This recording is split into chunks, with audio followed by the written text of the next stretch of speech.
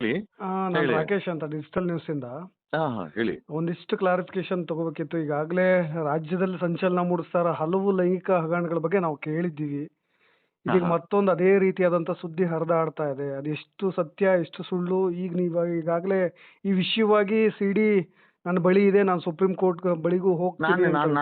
ನಾನು ಹೇಳಿಲ್ಲ ಸುರಿ ನನ್ನ ಹೆಸರು ಅಂತ ಹೇಳ್ದ ನಿಮ್ಗೆ. ಹ್ಮ್ ಹ್ಮ್ ಈ ತರ ವಿಚಾರ ಇದೆ, we are going to report it to the supreme court ಅಂತ ಹೇಳಿದ್ದೀವಿ. ಹ್ಮ್ ಹ್ಮ್ ಹ್ಮ್ ಹ್ಮ್ ಹ್ಮ್ ಹ್ಮ್ ಸಿಡಿ ನಾನಿದೆ ಅಂತ ನಾನು ಕುಮಾರಸ್ವಾಮಿ ತರ ಹೇಳಕ್ಕಾಗತ್ತಾ?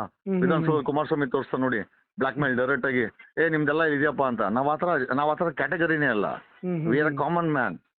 ಆಮೇಲೆ ಒಬ್ಬ ನೈತಿಕತೆ ಒಟ್ಟಿರುವಂತ ಒಂದು ದೊಡ್ಡ ಧ್ವನಿ ನಾನು ಬರೀ ಅಡ್ವೊಕೇಟು ಅಲ್ಲ, ಸಾಮಾನ್ಯ ಮನುಷ್ಯನೂ ಅಲ್ಲ. ಈ ರೀತಿ ಮೊದಲನೇ ಬಾರಿನೂ ಮಾಡಿಲ್ಲ.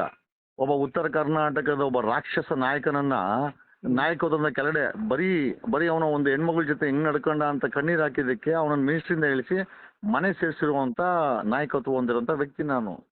ಹಂಗಾಗಿ ನಾನು ಕುಮಾರಸ್ವಾಮಿ ತರ ಸಿಡಿ ಮಾಡ್ಕೊಂಡಿದೀನಿ ಅಥವಾ ಕಾಂಗ್ರೆಸ್ ತರ ಹಾಸನದಲ್ಲಿ ಹಂಚಿದೀನಿ, ಇದೆಲ್ಲ ನಮ್ ಕ್ಯಾಟಗರಿನೇ ಅಲ್ಲ.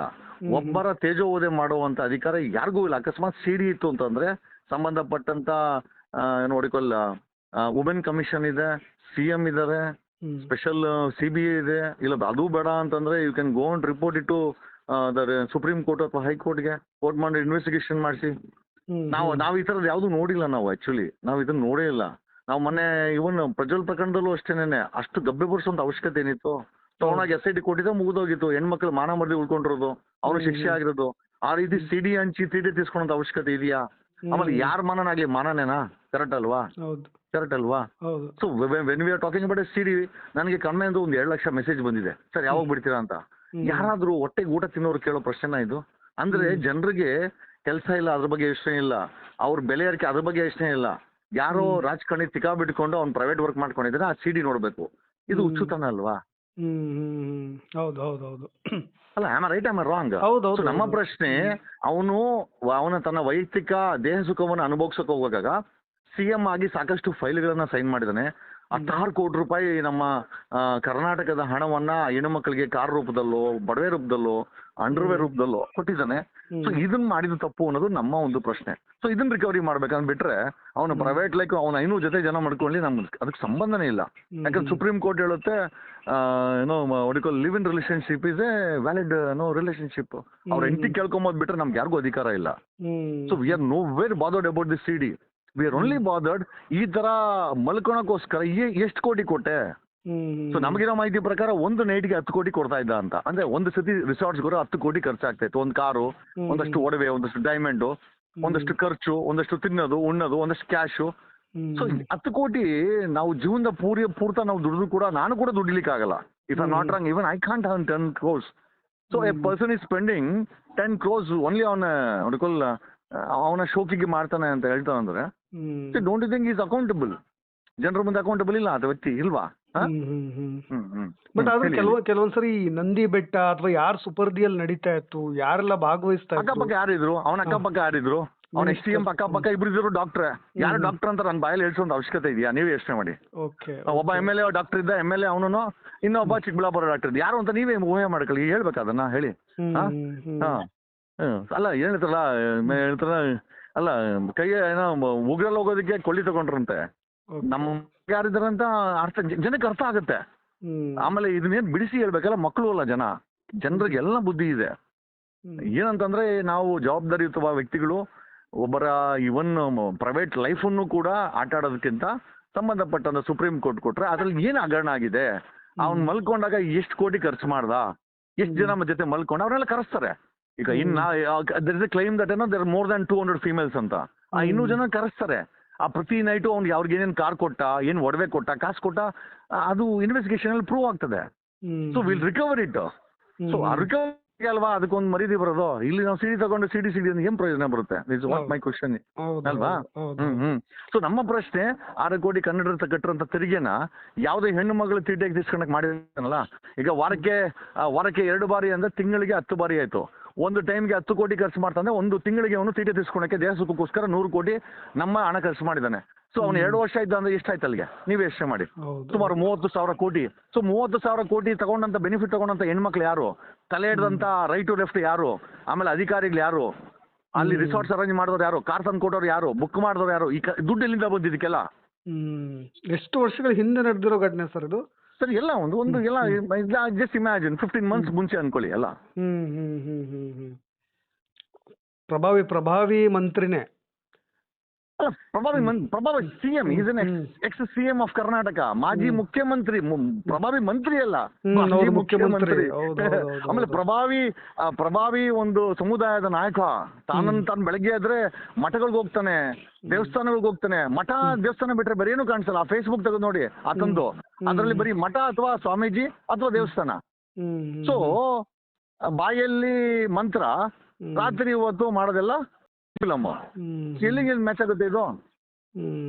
ಅಲ್ಲ, ಪ್ರಜ್ವಲ್ ರೇವಣ್ಣ ಅವ್ರ ಕೇಸ್ನಲ್ಲಿ ಇದೇ ರೀತಿ ಆಗಿತ್ತು. ಪ್ರತಿಷ್ಠಿತ ಕುಟುಂಬದ ಹೆಣ್ಮಕ್ಳಿದ್ರು, ಸಿನಿಮಾ ನಟಿಯರಿದ್ರು. ಈಗ ಈ ಕೇಸ್ನಲ್ಲಿ ನೀವ್ ಹೇಳ್ತಾ ಇರೋ ಈ ಕೇಸ್ನಲ್ಲೂ ಕೂಡ ಅದೇ ರೀತಿಯಾದ ಪ್ರಭಾವಗಳಿದಾರ? ಸರ್ ಎಲ್ಲ ತೆಲುಗು ಫಿಲಂ ಇಂಡಸ್ಟ್ರಿಯ ಹೆಣ್ಮಕ್ಳು, ಮೋಸ್ಟ್ ಆಫ್ ದೆಮ್ ಅವರು. ಅದ್ರಲ್ಲಿ ಒಂದು ಕರ್ನಾಟಕದ ಹೆಣ್ಮಕ್ಳಿದ್ದಾಳೆ, ಆಕೆ 3 ಕೋಟಿ ರೂಪಾಯಿ ಕಾರ್ ತಗೊಂಡಿದ್ದಾಳೆ, 3.5 crores. ಆ ಕಾರ್ ಬರೋವರ್ಗು ಅವಳು ಅವನ ಜೊತೆ ಮಲ್ಕೊಂಡು ಈಚೆ ಬರೋವರ್ಗೆ ಎದ್ ಬಂದಿಲ್ಲ ಅವಳು. ಡಿಮ್ಯಾಂಡ್ಸ್ ಅದು ಅಂದ್ರೆ ಮಲಗ್ತಾರೆ, ಆ ಕಾರ್ ಬರೋವರ್ಗೆ ಎದ್ದು ಬರಲ್ಲ. ನಾನು ಇಲ್ಲೇ ಇರ್ತೀನಿ, ನಿನ್ ಜೊತೆ ಮಲ್ಕೊಂಡಿದ್ದಾನೆ. ಅವನ್ ಏನ್ ಮಾಡ್ತಾನೆ? ಎಂಜಾಯ್ ಮಾಡ್ದಂತ ಎಸ್.ಸಿ.ಎಂ ಕಾರ್ ತರಿಸಿ ಕೊಟ್ಟ. ಆಕೆ ಹೆಸರು RR ಅಂತ, ಶಾರ್ಟ್ ಫಾರ್ಮ್ ಅಲ್ಲಿ. ಯಾರಂತ ಇಮ್ಯಾಜಿನ್ ಮಾಡ್ಕೊಳ್ಳಿ ನೀವು. ಓಕೆ ಓಕೆ ಓಕೆ ಓಕೆ ಅರ್ಥ ಆಗತ್ತೆ ಜನಗಳಿಗೆ. ಈಗ ನಾನು ಹೇಳಿದ್ನಲ್ಲ, ಪ್ರತಿಯೊಂದು ಅರ್ಥ ಆಗತ್ತೆ. ನೀವು ಅದನ್ನ ಬಿಡಿಸಿ ಹೇಳುವಂತ ಅವಶ್ಯಕತೆನೇ ಇಲ್ಲ. We are not living in some ಅನ್ನೋ ಜನ ತುಂಬಾ ಹುಷಾರಿದ್ದಾರೆ. ನೀವು ಅನ್ಕೊಂಡಷ್ಟು ದಡ್ರೆ ಅಲ್ಲ.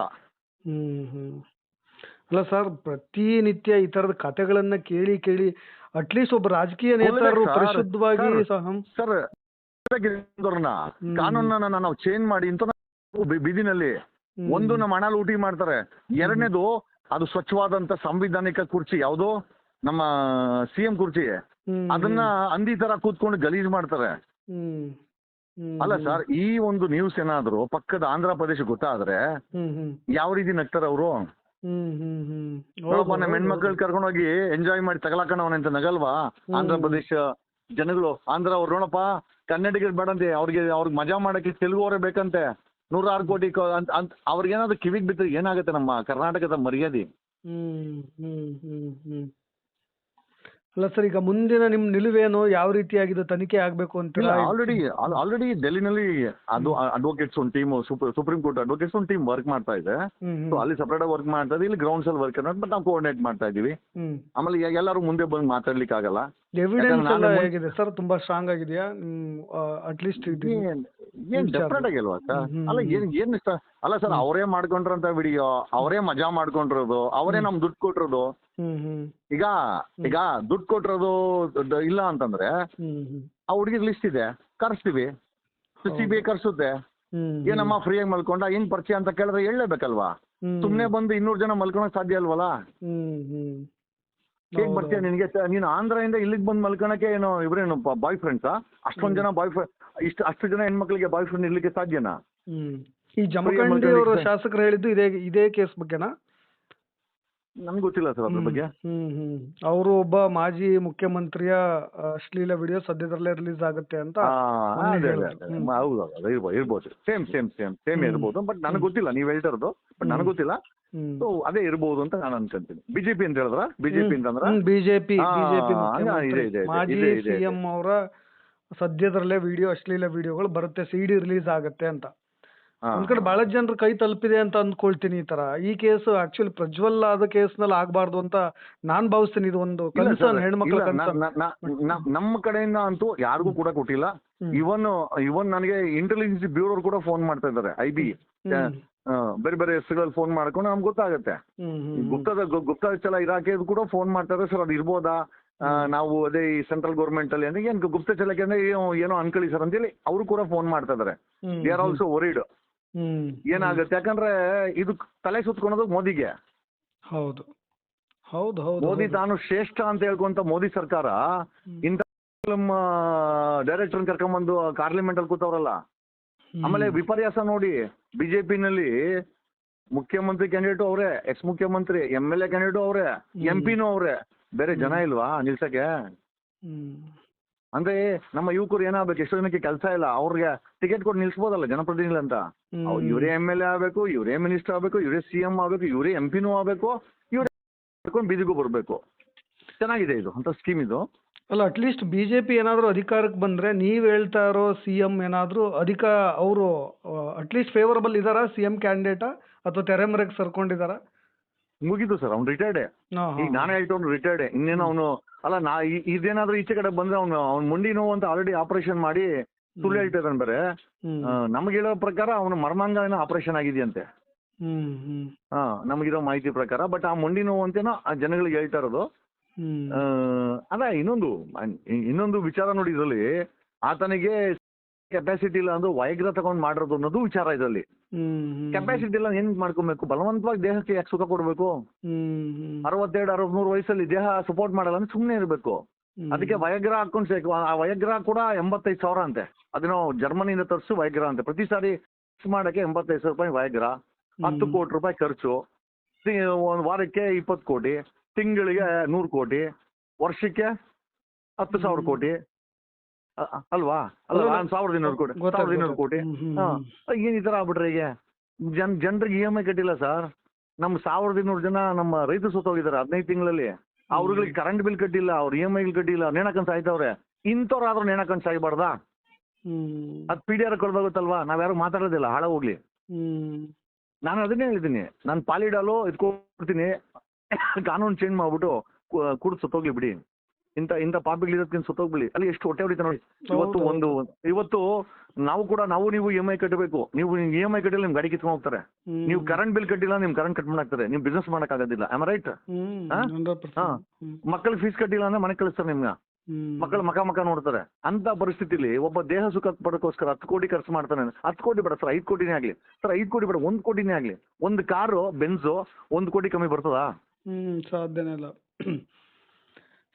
ಅಲ್ಲ, ಕನಿಷ್ಠ ಪಕ್ಷದ ಸಚ್ಚಾರಿತ್ರವಂತರು ಕಾಣ್ ಸಿಗ್ತಾರ ಅಂತ ಬಿಜೆಪಿ ಪಕ್ಷ, ಅಟ್ಲೀಸ್ಟ್ ಯಾವ ಪಕ್ಷನೇ ಆಗಿರ್ಲಿ, ನೀವ್ ಹೇಳ್ತಾರೋ ಈ ಕೇಸ್ನಲ್ಲಿ ಆತರ ರಾಜಕಾರಣಿಗಳೆಲ್ಲರೂ ಸಿಗ್ತಾರೋ ಇಲ್ವೋ ನಂಗೆ ಆಗ್ಬಿಟ್ಟಿದೆ ಸರ್. ನನಗೆ ಇವತ್ತು ಮುಖ್ಯಮಂತ್ರಿ ಕೇಳಿ, ನನಗೆ ಒಂದು 100 ಜನ ಸ್ಕ್ವಾಡ್ ಕೊಡಕ್ಕೆ ಹೇಳಿ. ನಾನು ಹೇಳೋ ದಿವಸ ನೀವು ಮಾಧ್ಯಮದಲ್ಲ 500 ಜನ ಬನ್ನಿ ಕ್ಯಾಮ್ರಾ ಎತ್ಕೊಂಡು ನನ್ನ ಜೊತೆ ಕನೆಕ್ಟ್ ಆಗಿದೆ.